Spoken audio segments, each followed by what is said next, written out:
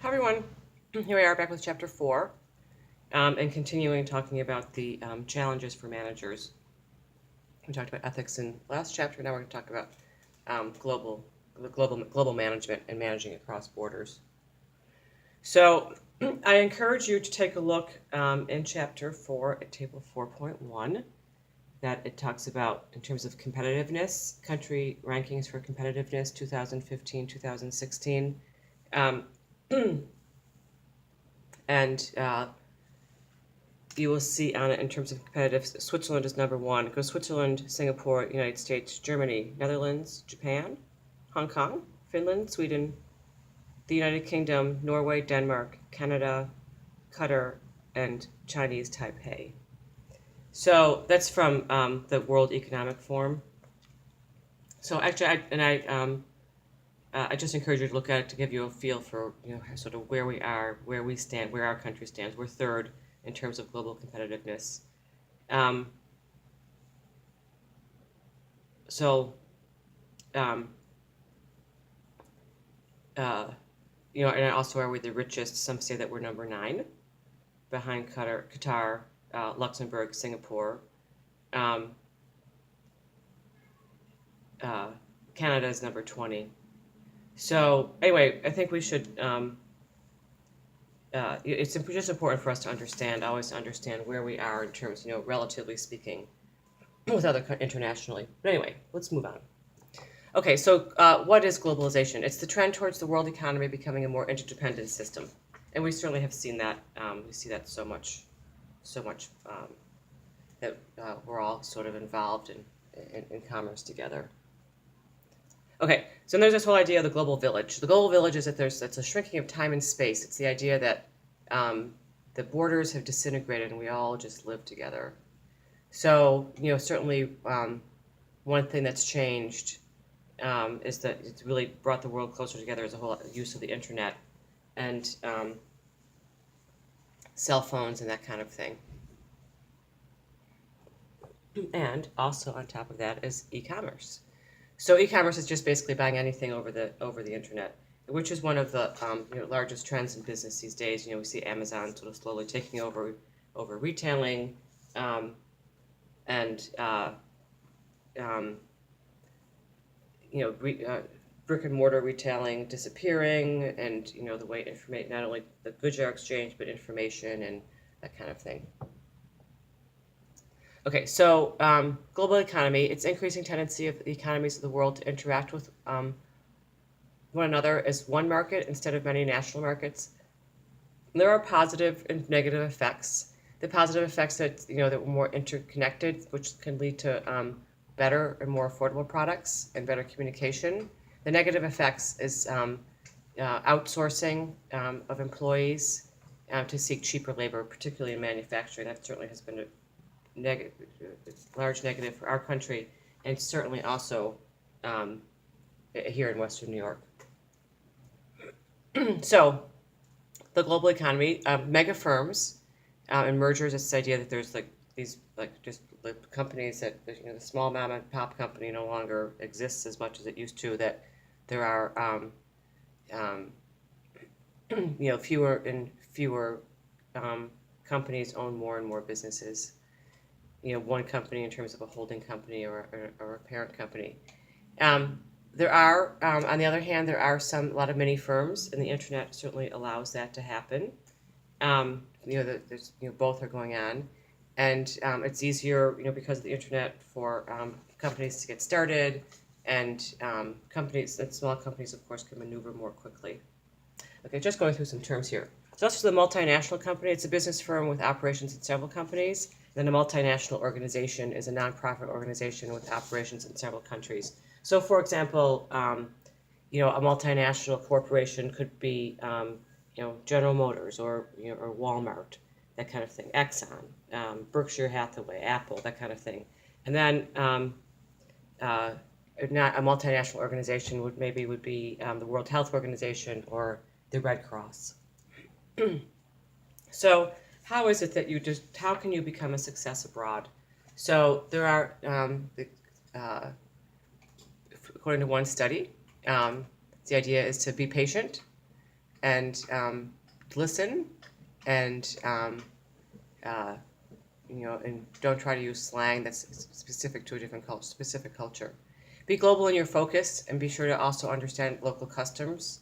Learn what's appropriate behavior in other countries in terms of gestures, eye contact, that kind of thing. Learn rituals of respect, like in terms of shaking hands, dressing appropriately. Some countries don't believe in shaking hands, some do. And then have some level of some level of understanding of the language. We're going to talk about a lot of these things before.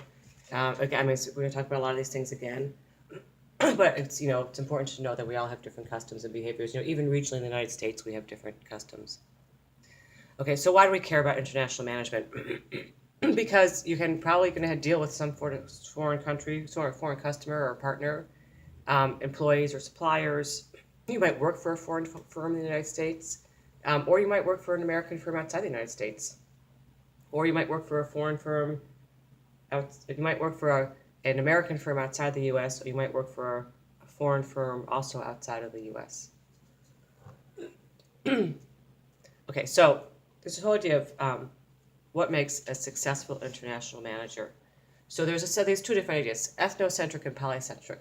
Ethnocentric managers believe that their country and their methods are the right one. Polycentric managers essentially said that native managers in the foreign offices are best to understand native personnel and practices, so the home office should leave them alone. So is there one right or one wrong? Ideally, really, you want to be with someone, you want to maybe blend in both. Ideally, you want to blend in both the the home country and the foreign country's policies. This idea that the idea of the geocentric manager lets you adopt both and try to figure out what is the most effective. So geocentric really is the goal. Okay, so why is it that companies expand? Maybe there's more supplies, availability of supplies. Raw materials may be cheaper and more plentiful. New markets, you might find more demand or more customers for your products overseas. Lower labor costs. We saw that in Mexico with the maquiladoras. And you also see it in parts of Asia and Africa as well. So lower labor costs. Access to financial capital. Maybe some other countries are interested to, if you find overseas investors or individual investors or also banking investors. And then also you want to avoid tariffs and import quotas, which can be a big problem. Countries place tariffs or fees on imported goods and impose import quotas. So limitations on the number of products you can, essentially limitations on the number of products you can bring in. So if you manufacture a product in Poland, then you can sell it there without having to pay the tariff. So that's the why. This is the how. There's essentially 5 different ways of expanding internationally, and they range from the left to the lowest risk of investment and to the right to the highest risk of investment. So global outsourcing, exporting, licensing and franchising, joint ventures, and wholly owned subsidiaries. We're going to go through and talk about each one of those. Global outsourcing, often called offshoring, is using suppliers outside the United States to provide labor, goods, or services. Importing is you buy goods outside the country and resell them within your own country. Exporting is you produce goods domestically and sell them outside the country. And then counter trading is this idea of bartering for goods.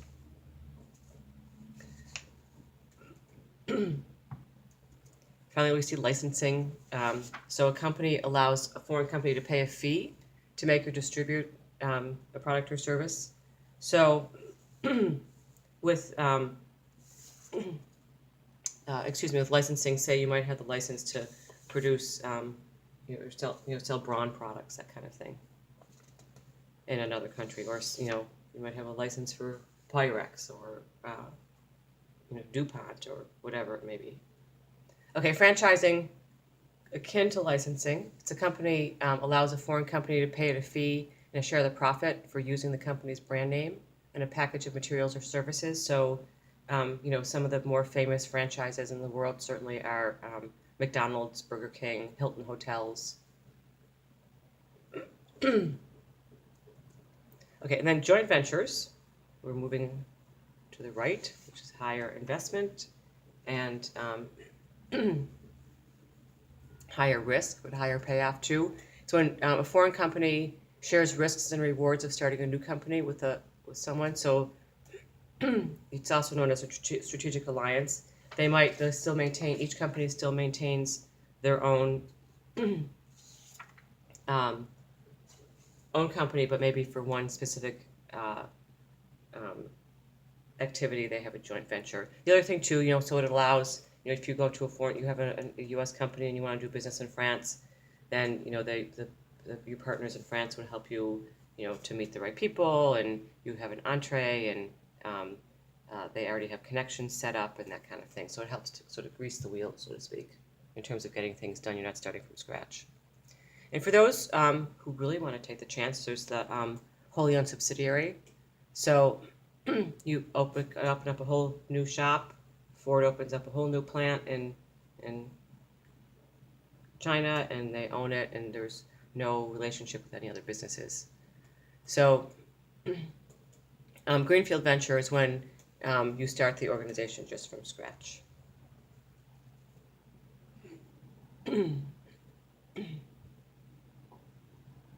Okay, so what are some barriers to free trade? Free trade is this idea that things can go back and forth without any kind of fees or tariffs. But, barriers to international trade. That slide should be corrected. So barriers to free or international trade. What are tariffs? Duty or tax. Import quotas. It's a number of products that can be imported. Embargoes are a complete ban on trade between one country and another.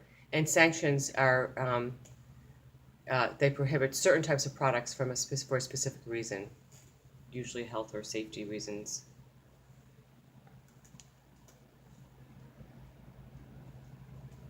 Okay, so there are organizations that promote free international trade. We're going to talk about 3 of them. The World Trade Organization is designed to monitor and enforce trade agreements. They were based on the GATT, the General Agreement on Tariffs and Trade, that was signed in 1947. Right now, in the World Trade Organization, there's 164 countries, and it's headquartered in Geneva. So essentially, the World Trade Organization just makes sure that everyone's doing what they're supposed to be doing. Okay, World Bank. It's the idea of the World Bank is to help emerging markets to grow their economy. Founded after World War II to help countries rebuild. We still see it happening today with offering low-interest loans to emerging, larger industrialized nations offer low-interest or no-interest loans to companies to help them grow their economy. So that's the World Bank. And then finally, there's the IMF, the International Monetary Fund. And essentially, that's designed to assist the flow of money between nations and also make short-term loans to countries that are having some sort of experiencing some sort of financial problems or hardships at the moment. So, Greece a couple years ago got helped out with that. Okay, so there's major trading blocks. A trading block is a group of nations within a geographic region that have agreed to remove trade barriers like the taxes and the tariffs and the embargoes and that kind of thing from one another to help ease it. So there's NAFTA, the European Union, Asia Pacific Economic Cooperation, ASEAN, Association of Southeast Asian Nations, Mercosur, it's in Latin America, and CAFTA, which is Central America, the Central American Free Trade Agreement. So we hear about free trade agreements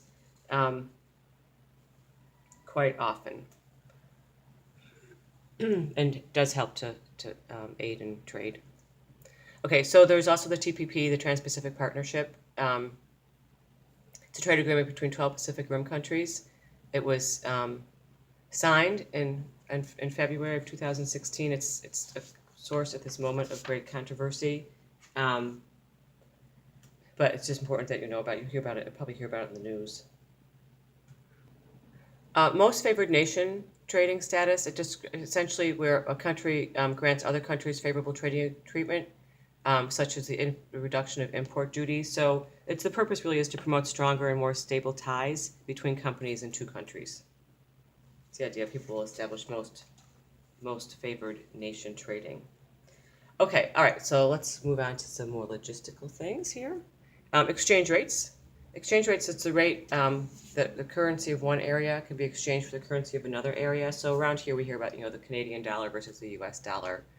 And that, I just put an example in there for you, the British pound, that if something costs £3 can be bought for $3. So if it's 1-to-1, but if it's, and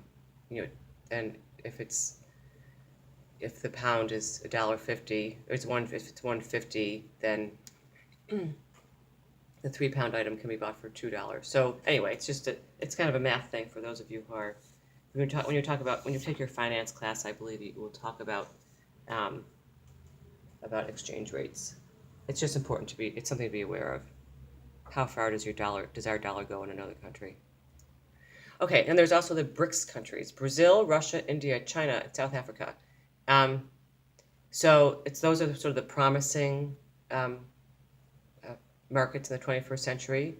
They do represent a large portion of the population in terms of people, but only about 40% of the population, but 20% of their economic activity. Okay, so moving on, we've talked about some other barriers or things we need to be aware of. Cultural differences. We talked a little bit about this earlier in the chapter. So culture is a shared set of beliefs or values or pattern of behavior that's among people. So tipping in restaurants changes from country to country. That would be something that would be something that you would think about. But there's all sorts of different ways that we understand culture, and it can be in dress, it can be in the way we eat, it can be our schedule, the time of day we eat, our attitude towards marriage and children and that kind of thing. Okay, so there are all sorts of different cultural dimensions, and it's important to understand them. We're going to go through some of them. In organizational behavior, if you ever take that class, we will talk a lot more about that and the importance of understanding it. But we're just going to go through a little bit here. So there's low context culture versus high context culture. So low context culture, there's this level of shared meaning that's based on our things that are written or things that are spoken.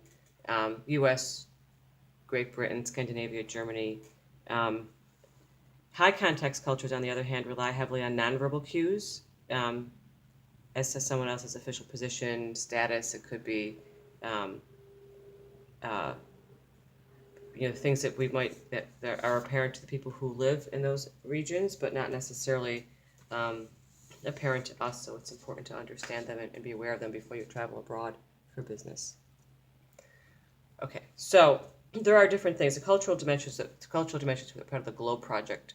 It's this massive and ongoing cross-cultural investigation of 9 cultural dimensions involved in leadership and organizational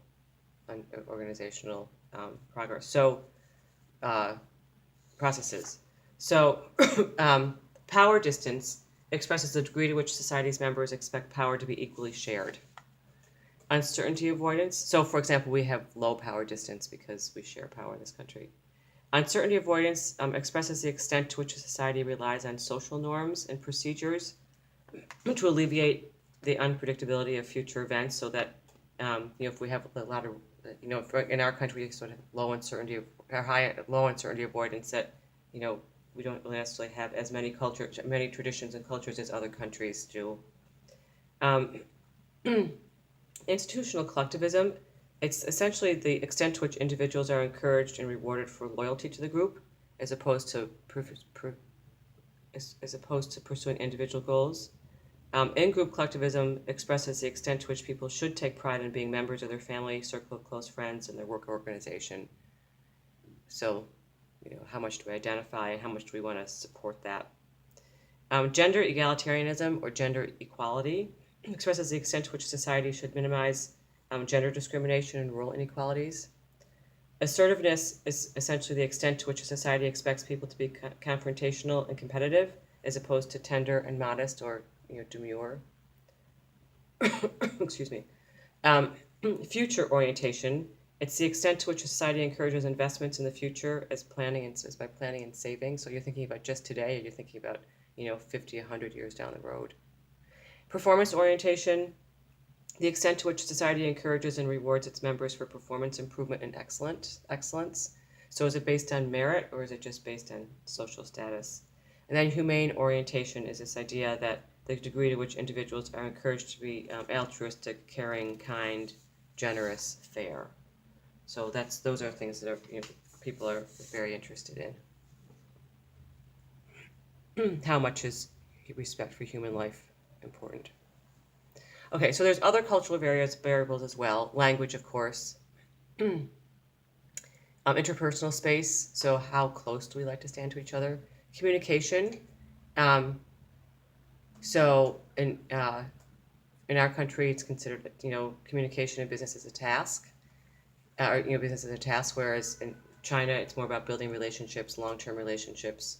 Time orientation, doing one thing at a time or one thing at a time in terms of multitasking. Religion, how does religion influence work-related values? That certainly speaks to the culture of the country.